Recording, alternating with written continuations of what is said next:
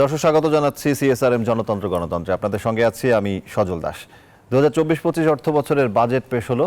আজকে বাজেট পরবর্তী যে সংবাদ সম্মেলন সেটিও হয়েছে এবং বিভিন্ন সংগঠন সিপিডি সহকারে তারা তাদের যে বাজেট পর্যালোচনা সেটিও জানিয়েছে। নানান ধরনের সমালোচনা বলি, প্রশংসা বলি, সব ধরনের কথাই আসছে। বাজেট নিয়ে নানান ধরনের মন্তব্য আসছে। আজকে কথা বলতে চাই সেই বিষয়গুলো নিয়ে।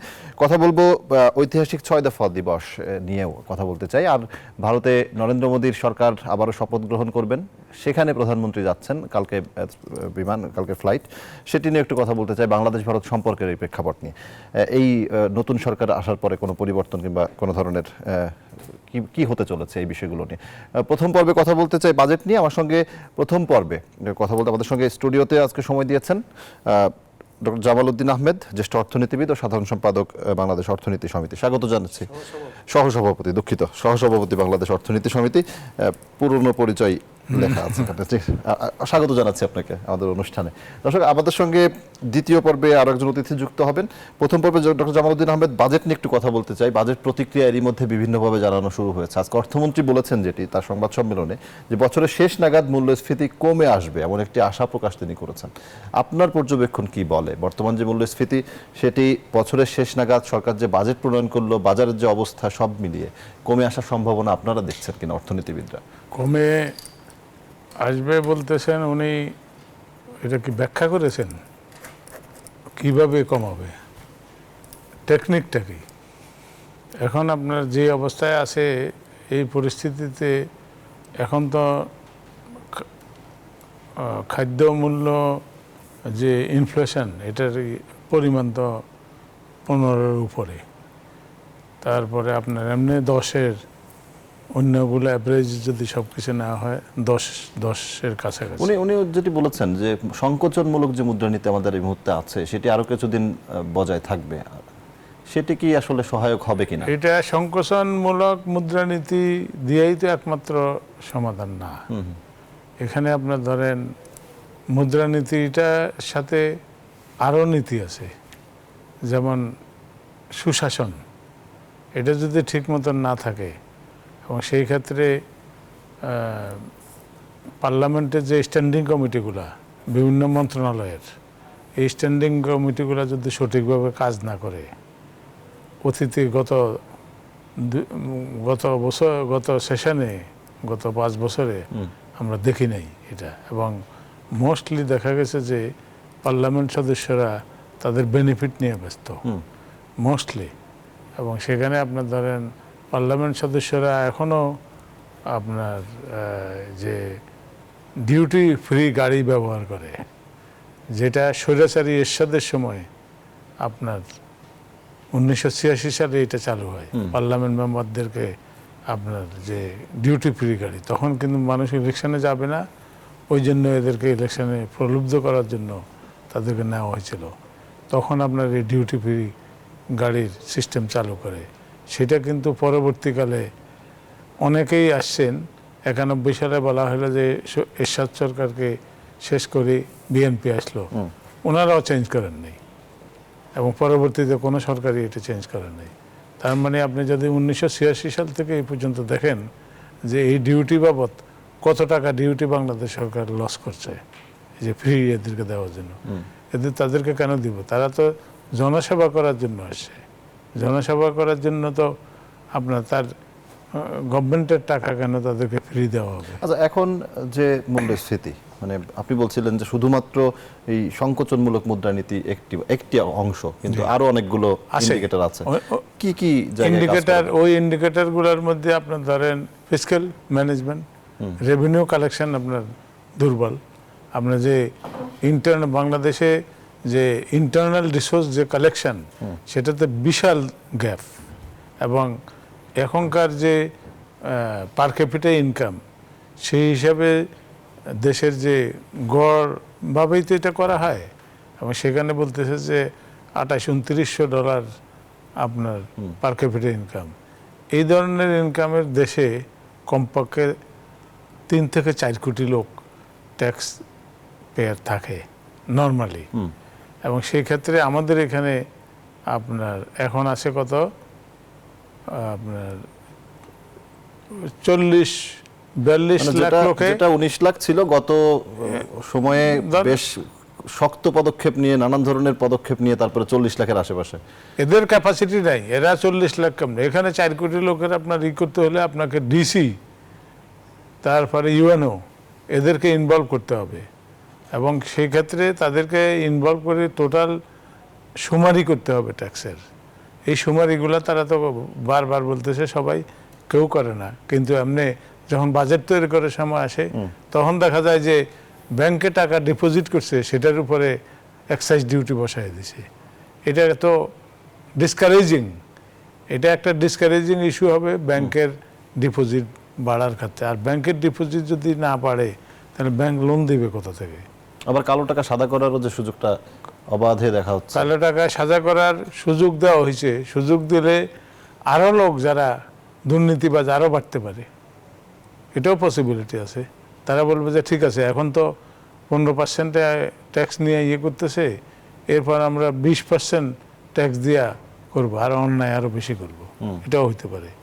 কিন্তু এটাকে কাজে লাগানোর জন্য, যে কালো টাকাকে সাদা করার জন্য যে পদ্ধতি, সেই পদ্ধতি কীভাবে অ্যাপ্লাই করবেন সেটা তো উনি বলেন নাই, এবং সেটা এখনও কিন্তু ওটার পুরো ডিটেল আসে নাই। সেটা যদি আপনার এমন হয় যে কারো টাকা দিয়ে বলতে হবে বাধ্যতামূলক তাদেরকে যে অমুক ইয়েতে ইনভেস্ট করতে হবে, এসএমইতে ইনভেস্ট করতে হবে, অথবা কোনো একটা খাত ঠিক করে দেবে, এগুলোতে ইনভেস্ট করলে তখন আপনার দেশের যেটা মানে প্রয়োজন, এবং গভর্নমেন্ট এখন ফান্ড দিতে পারতেছে না বিকজ অফ তার ফান্ডের লিমিটেশন, ইন্টারনাল রিসোর্স থেকে টাকা কালেক্ট করতে। যেটি বলা হয় যে আপনাদের পক্ষ থেকেও বলা হয় যে আমরা ব্যক্তি পর্যায়ের বিনিয়োগ খুব একটা বাড়াতে পারিনি, এটি কেন পারছি না আমরা?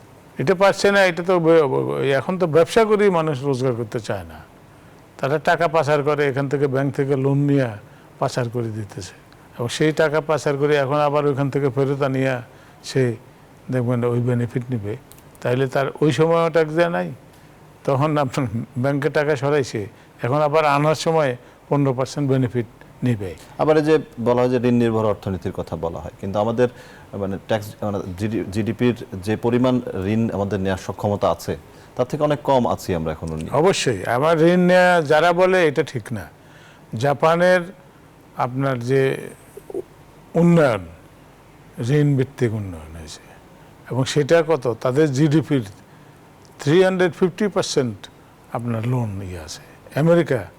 আমেরিকা থেকে, আমেরিকার যে আপনার বিদেশে যে তারা যে বন্ড ইস্যু করে ডলার, এই বন্ড চাইনিজরা কিনে, 75% চাইনিজদের কাছে আছে, পৃথিবীর অন্যান্য দেশেও কিনে। এইটাতে দিয়ে কি হলো, তার যে ডলার বন্ডটা তারা কিনলো, কেনার পরে ওইটা তাদের ইনভেস্টমেন্ট হলো, তাদের কাছে ইনভেস্টমেন্ট। আর আমেরিকার কাছে এটা হলো তারা লোন নিয়েছে, সেই লোন তারা পরবর্তীতে পরিশোধ করবে। এটাই তো আমাদের বাংলাদেশেও কিন্তু একটা লোন আছে, এই বন্ড, ফরেন এক্সচেঞ্জ বন্ড, সেটা কিন্তু যারা বিদেশে কাজ করে ওনাদের জন্য এখানে একটা লিমিটেশন বাঁধিয়ে দিয়েছে। সেটা হলো যে আপনার এই লিমিটেশনটা হলো 2 কোটি টাকার উপরে আপনি ওই বন্ডে ইনভেস্ট করতে পারবেন না। অথচ উল্টাভাবে মানে গভর্নমেন্ট বিদেশ থেকে বিভিন্ন রকম অসম শর্তে লোন নেওয়ার জন্য বাধ্য হয় অনেক সময়। যেমন IMF-এর লোন এবার যে নিল, সেটা কিন্তু গভর্নমেন্ট স্বেচ্ছায় তো নেয় নাই, প্রবলেমে পড়েই তো নিয়েছে। তার মানে আমাদের লোকাল লোক যারা বিদেশে আছে, ওরা যদি ওই ফরেন এক্সচেঞ্জ বন্ডটা কিনলে এইটা বাংলাদেশের জন্য এটা রিজার্ভের একটা পার্ট হবে। আমি যদি একটু সামষ্টিক অর্থনীতির প্রশ্নে আসি, সামষ্টিক অর্থনীতি যে একটা পুনরুদ্ধারের পথ প্রয়োজন ছিল আমাদের, এই বাজেট কি সেই পথ দেখাতে পারছে? এই বাজেট সেটা তো উনি এখনো পর্যন্ত এটা দেখাইতে পারছে বলে মনে হয় না, কারণ অনেকগুলো লিমিটেশন আছে। একদিকে টান দিলে এটা আরেক দিকে চলে যাচ্ছে। আপনার অনেকগুলো ফ্যাক্টর কাজ করে। তো আপনার রেভিনিউ কালেকশন যদি আপনি বাড়াইতে পারেন, ইন্টারনাল রেভিনিউ, তাহলে আপনি একটা সেফ সাইডে থাকেন। যেমন বাংলাদেশে আপনার এখন প্রায় 80% লোক এখনও গ্রামে বাস করে, শহরে বাস করে আপনার 20% লোক। এরা হয়তো ইম্পোর্টেড আইটেমের উপরে ডিপেন্ডেন্ট, অনেকগুলা তারা কনজামশন করে, কিন্তু গ্রামের লোকে এই দেশে উৎপাদিত জিনিসই মানে বেশিরভাগ ব্যবহার করে, বেশিরভাগ ব্যবহার করে। সেই ক্ষেত্রে আপনার এই যে তারপরেও তো আপনার যে ফরেন এক্সচেঞ্জের যে এখন শর্ট ইম্পোর্টের অনেক এলসির টাকা দিতে পারতেছে না ব্যাংকগুলা, আর ব্যাংকগুলা প্রত্যেকটা ব্যাংকে আপনার যে রেমিটেন্সের টাকা যেটা আসতো, দেখা গেছে যে বলা হয় যে আপনার যে রেমিটেন্স যেটা আসে, টোটাল যেটা আর্নিং হয় আমাদের বিদেশে বাঙালিদের, সেটার 47% নাকি এখন আসে লিগ্যাল চ্যানেলে, আর বাকিটা কিন্তু হুন্ডির মধ্যে দিয়ে। তাহলে আমাদের রিজার্ভ এসে ঢুকতেছে 47%। 47%-এ যদি 26 বিলিয়ন হয়, তাহলে 100%-এ কত? আচ্ছা, রাজস্ব আদায়ের বিষয়টা নিয়ে এত সমস্যা থাকে প্রত্যেকবারই। যারা আপনার অর্থনীতিবিদরা আছেন তারাও বলেন যে উচ্চাভিলাষী কিংবা অবাস্তব লক্ষ্যমাত্রা দেওয়া হয়েছে। কিসের উচ্চাভিলাষী? এটা উচ্চাভিলাষী না। বাংলাদেশের এখন যে চাহিদা, মানে ক্ষুধা বলবো, আমি বলবো যে আর্থিক ক্ষুধা, এবং এই চাহিদা এখন যদি বাজেট যে দেয়, বড় দেয়, এটা ঠিক না। এখানে আপনার বললাম তো, আপনার 4 কোটি লোক যদি ট্যাক্সের রিটার্ন সাবমিট করে, এখন দিতেছে আপনার 40-42 কোটি লক্ষ। তাহলে 4 কোটি লোকে যদি দেয়, এটা কত টাইমস? 10 টাইমস। আপনি তো সেই অবকাঠামো কিংবা সেই সক্ষমতা অবকাঠামো কি? এটা অবকাঠামো হলো ইচ্ছার, রাজনৈতিক ইচ্ছা এবং আপনার ব্যুরোক্রেটিক ইচ্ছা। সেখানে আপনার এটা দুইটার একসাথে আসতে হবে। যদি আপনি চান যে আপনি নেবেন, উদ্ধার করবেন, তাহলে এটা সম্ভব। প্রত্যেকটা ডিসিকে বলেন যে এনবিআর এর লোক, ডিসি, এরা সবাই যদি ইউএনও, এরা সবাই যদি আপনার লিস্ট করে প্রত্যেক জেলায়, প্রত্যেক উপজেলায়। আমি এই পর্বের শেষ দিকে রয়েছে আপনার কাছে এই বাজেট বিষয়, এরপর একটু অন্য বিষয় নিয়ে কথা বলতে চাই। বাজেট বিষয়ে সবশেষ একটি বিষয় জানতে চাই, মানে আমাদের অর্থনীতির এই মুহূর্তে যে চলমান বাস্তবতা, তার সাথে এই বাজেটটা কতটা সামঞ্জস্যপূর্ণ, কি মনে হচ্ছে? এটা স্টিল ইট ইজ স্মল, এখনো স্মল। এবং আমাদের এখনকার এখন যেটা বলা হচ্ছে, এটা হলো পারসেপশনাল প্রবলেম, মানুষের ধারণাগত দিয়ে কথা বললে তো হবে না। আমার ক্যাপাসিটি নাই, আমার ক্যাপাসিটি তো ক্রিয়েট করতে হবে। আপনি এটা আই নিড ইট, এবং এটা করার জন্য আমাকে, আমার লোকজনকে তো আমি কাজে লাগাতে হবে। ক্যাপাসিটি ক্রিয়েশনের কোনো নির্দেশনা কি বাজেটে পাওয়া যায়? নাও, এখানে যদি আপনার বাজেটে যদি বলতো যে উনি যে ডিজিটালাইজেশন করবে, মানে ট্যাক্স ডিপার্টমেন্টে ডিজিটালাইজ করবে, ভিএটি ডিজিটালাইজ করবে, এবং ডিজিটাল পদ্ধতিতে রেট কমায়ও এর থেকে বেশি আপনার ট্যাক্স কালেকশন করা সম্ভব।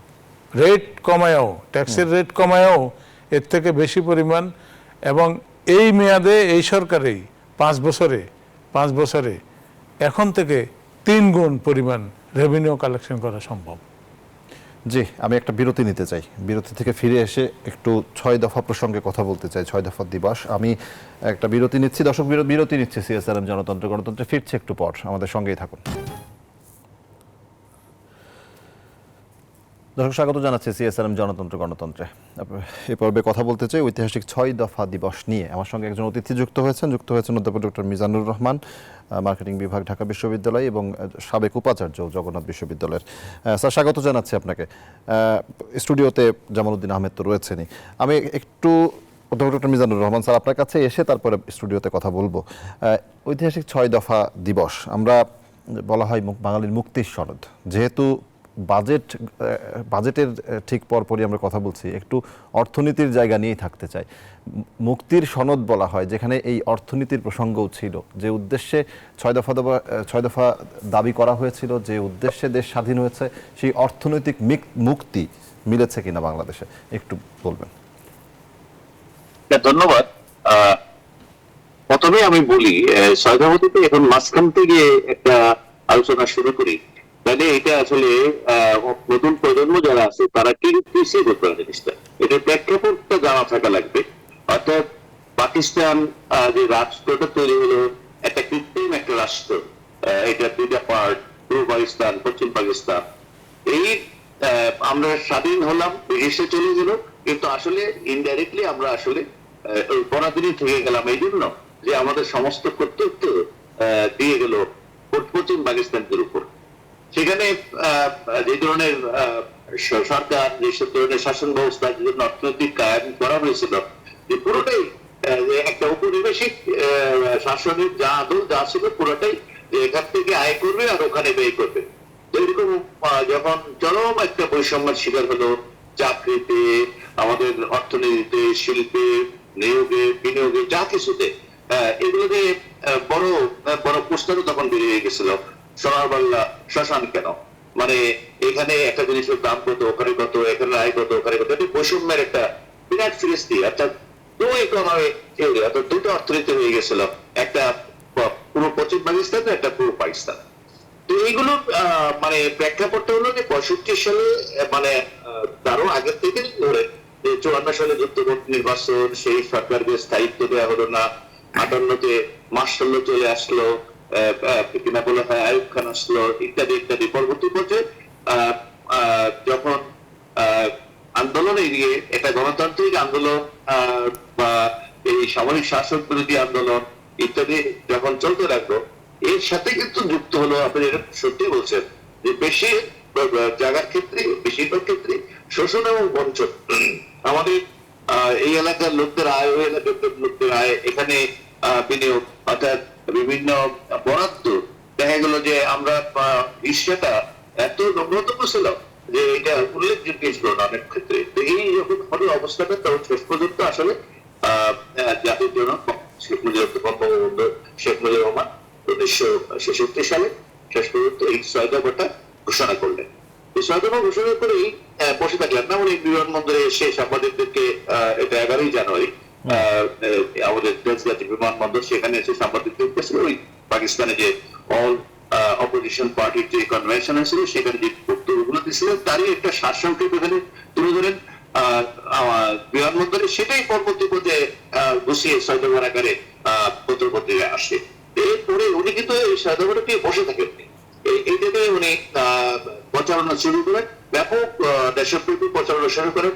আমি জিনিসটা 6 দফাটা কেমন ছিল বাঙালির জন্য এটা বোঝানোর জন্য যে ব্যাপক গণসংযোগ যখন করছিলেন শেখ মুজিবুর রহমান সাহেব বঙ্গবন্ধু, তখন 25শে মার্চ প্রথম তার 25শে মার্চ তারিখে চট্টগ্রাম লালদিল্লি বাজারে একটা বক্তৃতা দিলেন। পরদিন রওনা হলেন সন্দ্বীপে। 26শে মার্চ একটা জনসভায় উনি 6 দফা সম্পর্কে মানুষকে যেভাবে তুলে ধরবেন, আমি এটা পড়লেই আমার মনে হয় আমাদের নতুন যারা এই বিষয়ে জানতে পারবে যেন স্পষ্ট হয়ে 6 দফাটা কি ছিল। বঙ্গবন্ধু বলছে, বঙ্গোপসাগরের বিধ্বংসী গ্রাস আর ভয়াল প্রকৃতির উত্তমতার হাত হইতে রক্ষা পাওয়ার জন্য দ্বীপাঞ্চলবাসীর জনসাধারণ যেমন উপকূলীয় বাঁধ অতীব প্রয়োজন, ঠিক তেমনি কায়েমি স্বার্থবাদীদের শোষণের হাত হইতে রক্ষা পাওয়ার জন্য সমগ্র পূর্ব পাকিস্তানে একটি নিরাপত্তা বাঁধের প্রয়োজন দেখা দিয়েছে। অর্থনৈতিক ও রাজনৈতিক দিক দিয়া পূর্ব পাকিস্তানের উপর যে সর্বনাশ নামিয়ে আসিয়াছে, সেই সর্বনাশ হাত হইতে রক্ষা পাওয়ার জন্য এই নিরাপত্তা বাঁধ নির্মাণ আর কালো বিলম্ব করা যায় না। এই নিরাপত্তা বাঁধই হচ্ছে 6 দফা। আমার মনে হয় এটা ক্লিয়ার। অর্থাৎ শোষণ এবং নিপীড়ন নির্যাতনের যে জাতাকল এই বাঙালি জাতির উপর, স্যার শোষণ নিপীড়ন নির্যাতনের জাতাকলের কথা বলছেন, 6 দফা সেই জায়গা থেকে বাঙালিকে মুক্তির পথ দেখিয়েছিল। বাঁচার জন্যই আসলে এটা বেড়িবাঁধ হিসেবে বলছিল 6 দফাকে। জি জি স্যার, এই শোষণ নিপীড়ন বঞ্চনা ওই সময়ের সাথে মেলানোর কোনো সুযোগ নেই। এটা একটা কঠিন একটা সময় গেছে। এই মুহূর্তে সেই শোষণ বঞ্চনা, ধনী গরিবের বৈষম্য, সেই জায়গাটিকে আমরা ঘোচাতে পেরেছি? একটু যদি সংক্ষেপে বলেন, তারপরে জামালউদ্দিন আপনার কাছে আসবো আমি। আচ্ছা, আমি বলবো আমাদের বৈষম্য যেটা সারা পৃথিবীতে আবার একটা পুঁজিবাদী সমাজব্যবস্থার অংশ হয়ে গেছে। এক সময় তো এই বৈষম্য, শোষণীয় সমাজ, সমাজতন্ত্র, বৈজ্ঞানিক সমাজ, বহু কিছু আমরা জামালউদ্দিন হয়ে এগুলো ছাত্রদের শুনে আসছেন। এই ব্যবস্থাগুলো চলে গিয়ে এখন আসলে সারা পৃথিবী থেকে পুঁজিবাদী সমাজ ব্যবস্থার আমরা পরিণত হয়েছে অংশ, এবং সেটাতে মানে শোষণ থাকবে, তার সাথে বৈষম্য বিষয়গুলো আছে। কিন্তু একটা জিনিস স্বীকার করতে হবে যে এই পূর্ব পাকিস্তান মানে 7.5 কোটি বাঙালি নিয়ে বাংলাদেশ হলো, সেই 7.5 কোটি বাঙালির অবস্থা কেমন ছিল? আপনি আমাদের বয়স ছিল 27 বছর, আমাদের শিক্ষার্থীদের হার ছিল এটা 20%। আমাদের, আমি নিজেই দেখছি ছোটবেলায় এই মানে পাকিস্তান আমাদের শেষের দিকে ঘটনা বলছি, যে মানুষ লেংটি পরে থাকতো। লেংটি মানে হচ্ছে যে টার্জান সিনেমার যে লেংটি পরে জি। ওরকম লেংটি পড়ছে। আমি যে বিষয়টা আমরা দেখতে দিচ্ছি, সেই একটা জাতি। এবং জুতা কাকে বলে, স্যান্ডেল কাকে বলে, স্যানিটেশন কাকে বলে, ঘরদোর কাকে বলে, খাওয়া দাওয়া কাকে বলে, এত ন্যূনতম মধ্যে ছিল। এইটাকে এখন আপনি যদি এখন তুলনা করেন গ্রামে গঞ্জের অবস্থায়, আপনি চিন্তা করতে পারেন বাংলাদেশে এখন অর্ধেক পরিবার, স্যার ওই সময় শতকরা স্যার ওই সময়ের পরিবার বাজেটের মানে 1000 কোটি কিংবা 100 কোটির বাজেটের থেকে আমরা এখন 8 লক্ষ কোটি টাকার বাজেটেও পৌঁছেছি। না, না, না, আপনি একটা জিনিস শুনেন, আমি বলতেছি বাংলাদেশের এখন অর্ধেক পরিবার যতগুলো হাউস হোল্ড আছে, আর এই যে আজকের পত্রিকা গতমালতে আছে যে অর্ধেক পরিবারে ফ্রিজ আছে, ফ্রিজ রেফ্রিজারেটর আছে, চিন্তা করে দেয়। জি তো স্যার, সেদিক আমার থেকে হাতে একেবারে আমাদের সময় নেই। ডক্টর জামালউদ্দিন অবশ্যই। আহমেদ, আপনি কিছু বলবেন কিনা এই বিষয় নিয়ে? আমি বিরতিতে যাবার আবার। দেখুন, 6 দফা হলো অর্থনৈতিক মুক্তির সনদ হিসাবে, রাজনৈতিক এবং অর্থনৈতিক মুক্তির সনদ হিসাবে এটাকে বলা হয় যে ম্যাগনা কার্টা। এবং সেই চুক্তি, সেই দাবি, এর মধ্যে বঙ্গবন্ধু ডিওয়াই উনি যেভাবে এটাকে মানুষের মধ্যে ছড়াইয়েছেন, সেটা হলো ছাত্র, শ্রমিক, তারপরে এবং বিশেষ করে ঢাকার তেজগাঁ, টঙ্গী, ঘোড়াশাল, চট্টগ্রামের বারোগুন্ড, খুলনার খালিশপুর, ঢাকা পোস্তগোলা, আদমজি, তা পূর্ব পাকিস্তানের সর্বত্র তখন 17টা জেলা ছিল। এর মধ্যে মহকুমাগুলো সব মিলাইলে এই করলে মহকুমা সাব ডিভিশন সেটা ছিল, সেই নিয়ে এখন 64টা জেলা হলো। প্রত্যেকটা জায়গায় মানে মহকুমায় এবং থানায় ছাত্র সমাজ এবং শ্রমিক সমাজ এদের কাছে এটা উনি ডিক্লারেশন করলেন 6 দফা।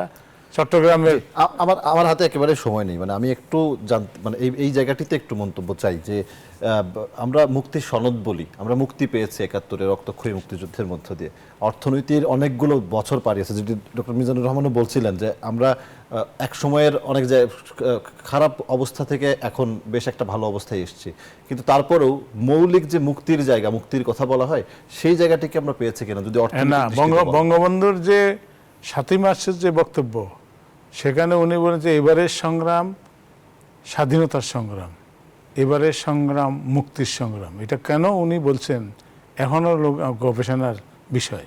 সেটা হলো উনি স্বাধীনতা সংগ্রাম, আপনি মুক্ত হলেন, পরাধীনতা মুক্ত হলেন, কিন্তু স্বাধীনতা এবং অর্থনৈতিক মুক্তির সংগ্রাম যেটা, সেটা কন্টিনিউ করতেছে। এটা কিন্তু একদিনে শেষ হবে না। জি, একটা বিরতি নিতে চাই স্টার্টেড জি, ওখান থেকে। আবার একটা বিরতি নিতে চাই। ডক্টর মিজানুর রহমান, আপনি এক লাইনে কিছু বলতে চাইলে আমি আপনাকে একটা কথা নিয়ে বিরতিতে যাই। উন্নতির যে বিষয়টা, এটা অস্বীকার করার কোনো সুযোগ নাই। আপনি প্রথম বাজেট যেখানে ছিল 776 কোটি টাকা, আর এখন সেই বাজেট আমরা প্রায় 8 লক্ষ কোটি টাকা। তো এইগুলো পরিবর্তন বাড়ছে, কিন্তু আমি ওই বৈষম্যের যে ব্যাপারটা, এটা নিয়ে আমাদের আরো কাজ করতে হবে। সেটার জন্য আমাদের সোশ্যাল সেফটি নেটওয়ার্ক যেগুলোকে বলি, সামাজিক যে কর্মকাণ্ডগুলো আছে সেগুলো বাড়াতে হবে, এবং মানে বড়দের থেকে ট্যাক্স বেশি করে আদায় করে গরিবদের জন্য কাজ করতে হবে, যেটা ক্রস সাবসিডাইজেশন বলছি, এক জায়গাতে নিয়ে আরেক জায়গায়, এই কাজগুলো আমাদের করতে হবে এবং প্রচেষ্টা নিরন্তর চালিয়ে যেতে। মুক্তির সংগ্রাম তো আর শেষ হবে না, স্বাধীনতার সংগ্রামটা শেষ হয়ে গেছে, কিন্তু মুক্তির সংগ্রাম, তবে মানুষের মৌলিক অধিকার, যেটা মৌলিক অধিকার, একটা তো বাক স্বাধীনতা, এটা এক জিনিস, আর যে মৌলিক যে চাহিদাগুলো আছে সেগুলো আমি মনে করি আগের চেয়ে অনেক বেটার হয়েতে আমরা ফুলফিল করতে পারছি, এবং সেই চেষ্টা নিরন্তর চালিয়ে যেতে। অসংখ্য ধন্যবাদ ডক্টর মিজানুর রহমান আমাদেরকে সময় দেওয়ার জন্য। একটা বিরতি নিচ্ছি দর্শক, সিএসআরএম জনতন্ত্র গণতন্ত্রে। দর্শক, বিরতির পর আবার স্বাগত জানাচ্ছি সিএসআরএম জনতন্ত্র গণতন্ত্র। এই পর্বে কথা বলতে চাই নরেন্দ্র মোদীর আমন্ত্রণে কাল দিল্লি যাচ্ছেন প্রধানমন্ত্রী শেখ হাসিনা, এই বিষয়টি নিয়ে একটু কথা বলতে চাই। দ্বিপাক্ষিক দুই দেশের যে সম্পর্ক, সেটি আরও গাঢ় হবে কিনা এই নতুন সরকারের সঙ্গে, যদিও প্রক্রিয়া একই রকম আছে। আমার সঙ্গে স্টুডিওতে জামালউদ্দিন আহমেদ তো রয়েছেনই, আরও একজন অতিথি অনলাইনে যুক্ত হয়েছেন গৌতম লাহিড়ী, সভাপতি অল ইন্ডিয়া প্রেস ক্লাব। স্বাগত জানাচ্ছি গৌতম লাহিড়ী আপনাকে। আপনার কাছেই আসি, আমি আপনার কাছে একটা প্রশ্ন দিয়ে তারপরে আসি। গৌতম লাহিড়ী, আপনার কাছে একটু জানতে চাই, এই নতুন সরকার গঠন হচ্ছে, বাংলাদেশের প্রধানমন্ত্রী যাচ্ছেন, যদিও যতদূর জানি আমরা এখন পর্যন্ত যে শ্রীলঙ্কা সহ আরও বেশ কয়েকটি দেশের প্রধানমন্ত্রী কিংবা রাষ্ট্রপতি, দেশের প্রধান, সরকার প্রধান তারা থাকবেন। আয়োজনের যে বিষয়টি, সেটি কি এবার একই রকম থাকছে নাকি একটু ভিন্ন রকম হচ্ছে?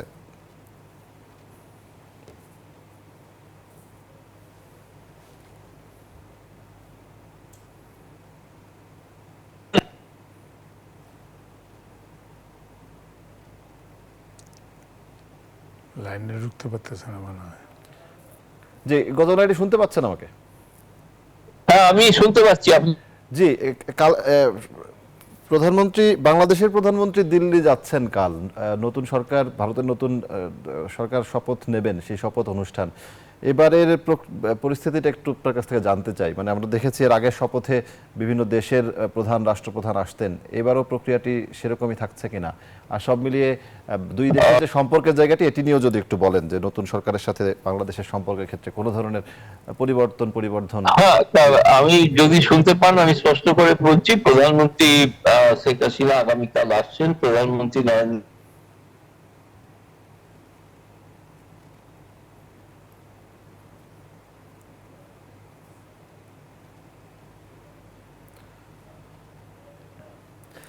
গত নাইটে নেটওয়ার্কের সমস্যা হচ্ছে।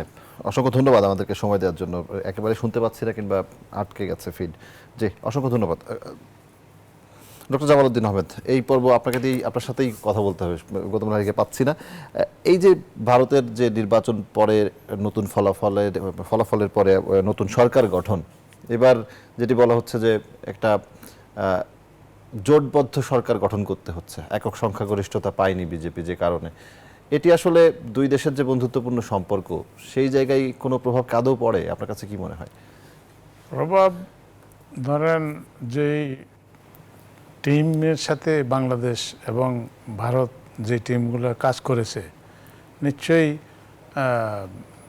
এই টিমগুলো থাকবে, যে কারণে এখনো পরিবর্তনের কোনো কিছু ওইভাবে চিন্তা করা আমি ঠিক যদি হবে না। অর্থনৈতিক লেনদেনের কথা বলি, বাংলাদেশের প্রধান লক্ষ্যটা কি হবে? মানে আমাদের তো বাণিজ্য ঘাটতির যে জায়গা, বাংলাদেশের ঘাটতি যাতে কমে সেটার জন্য তো বাংলাদেশ চাবে, এবং সেখানেও যাতে ভারতের দিক থেকে তাদের যদি সেই দেয়ার লট অফ অপরচুনিটিস দুই দেশের যে অর্থনৈতিক সহযোগিতার, সেটার আরও হয়তো এখন যারা এই জোটের মধ্যে আছে এরাও বাংলাদেশের কিন্তু বিরুদ্ধে না।